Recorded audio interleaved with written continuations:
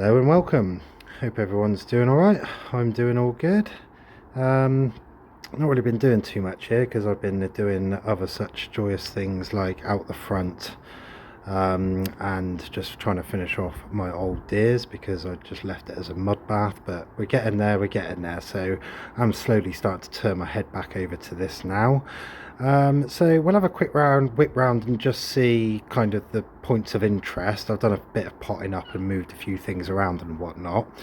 And then just a bit of scope going forward really, because I kind of, someone mentioned, I forgot who it was, but they mentioned about the slide matching the foliage, the colour of it, and that kind of was the idea.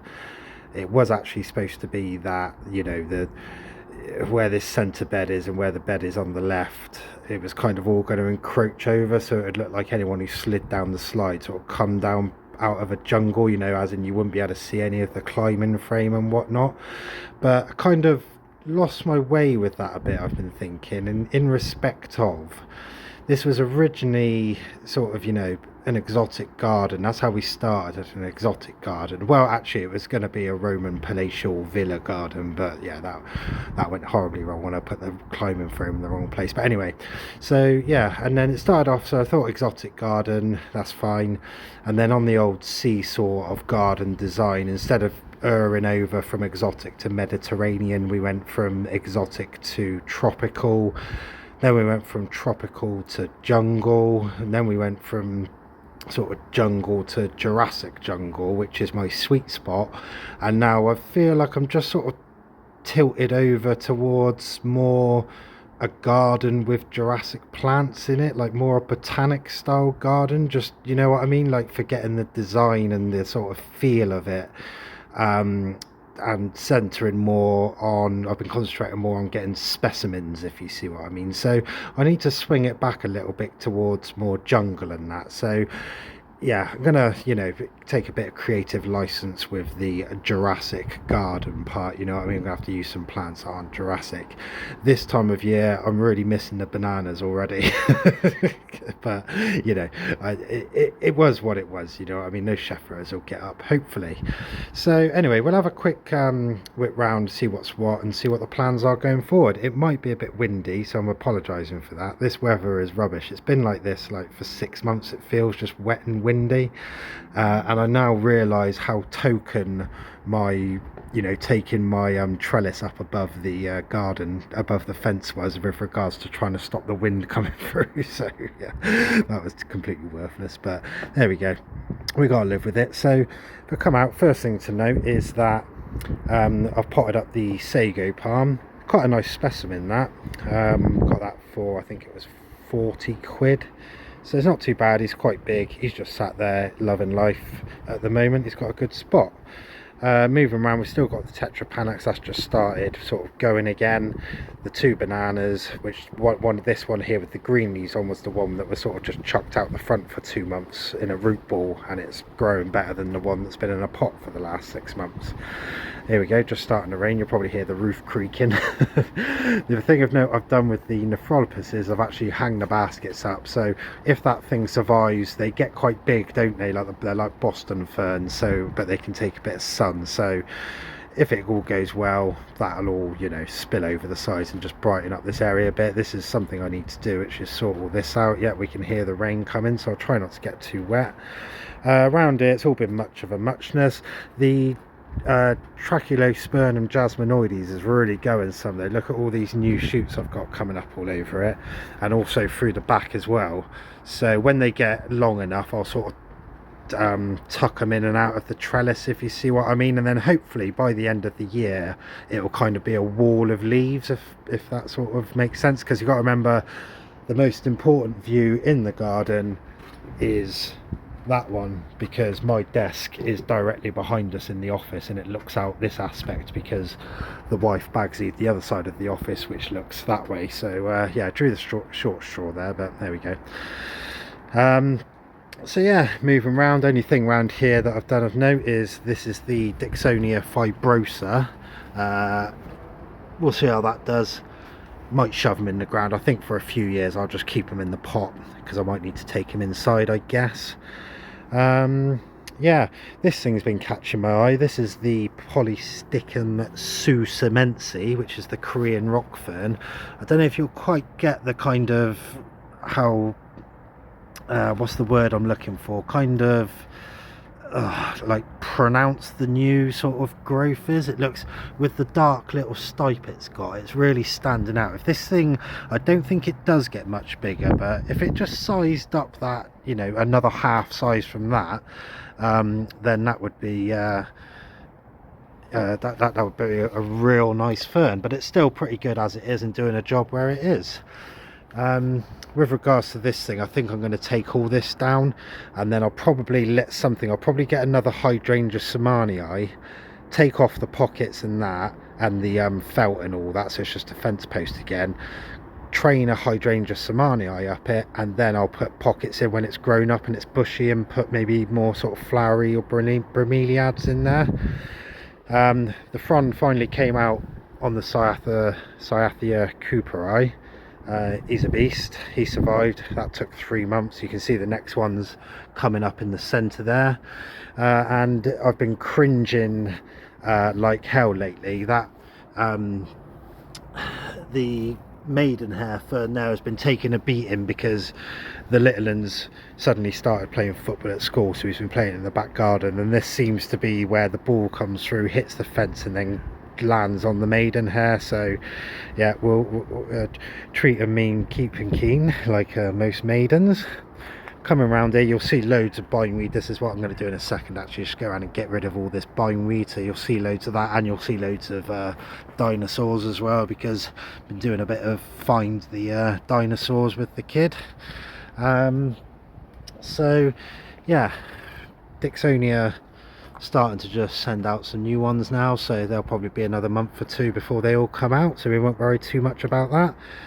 Fatsia is looking really good. 2 big flushes on that one. That one really loves it there, and I love it there because it just gives the exact effect I'm looking for from it. And I chopped the berries off of the other one. I'm kind of disappointed I did, because they look really good sort of hanging down under the leaves. So yeah, we live, we learn.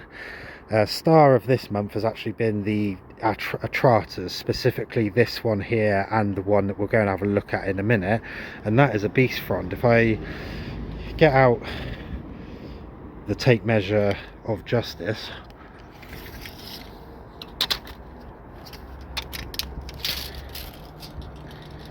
that is a good meter long, that one. So yeah, they get pretty beastly, and they're very shuttlecock like, as in the form of them, and then obviously it'll settle. This Cyathea cooperi is still going. Sent out 2 fronds already this year. That's the one that was in the coil, and we've got this one which will probably be out in the next couple of weeks. Maidenhair doing all right. This is doing all right. There's Brachiosaurus. We get around here, I still need to chop off these old fronds from this, but you can see all the new stuff's coming through at the back, so I'll do that in a minute as well. More bindweed up there at the back. So yeah, this is the Cyathea that wasn't in the coil. It is trying to send out this new frond, but I got a feeling one of those crow's ears is stuck. I think it might have got frosted and it's stuck there, so I might have to do a bit of an keyhole operation and just snip that out to free it up for the others. Schefflera has actually got 3 grow points on it, and this is one thing, I didn't know if I had 2 different lots of Scheffleras, because if we have a look at this one, this is all like got a white sort of covering on it and quite long and spindly. But if I go, sorry, if we just move back a bit to where we were, this one over here, the stuff's coming out new, and it's already sort of green leaved, and you know, hasn't got that white stuff on it. And as we go around, we'll see I've got another one that's got white stuff on it and another one that hasn't, so I don't know if they're 2 different forms, but as far as I'm aware, they're both Taiwanianas. But yeah, looking forward to that this year. This should look quite good, hopefully. This Pilostagia verbonoides is really going some. Look at the, well, it's not really going some as opposed to the Clematis armandii, but for the Pilostagia it's going quite well when we consider this one down here. Okay, yeah, sorry about that. So yeah, that Pilostagia isn't going as quick as that one, basically. So yeah, Blecknam's doing alright, he's recovered well. Canna's starting to come through. This, I think I messed up, well, I didn't mess up this thing's orientation, but the wind did, because it sort of fell down, and then it's I've put it back and it's just started to send out some new stuff at the top now, so I take it was just sort of getting its orientation right. I think, if I remember rightly from the book I've been listening to, they have silica in their cells that gives it orientation. So, like, you know, the silica falls to the bottom of the cells, and that tells it which way gravity is and whatnot. So yeah, there you go.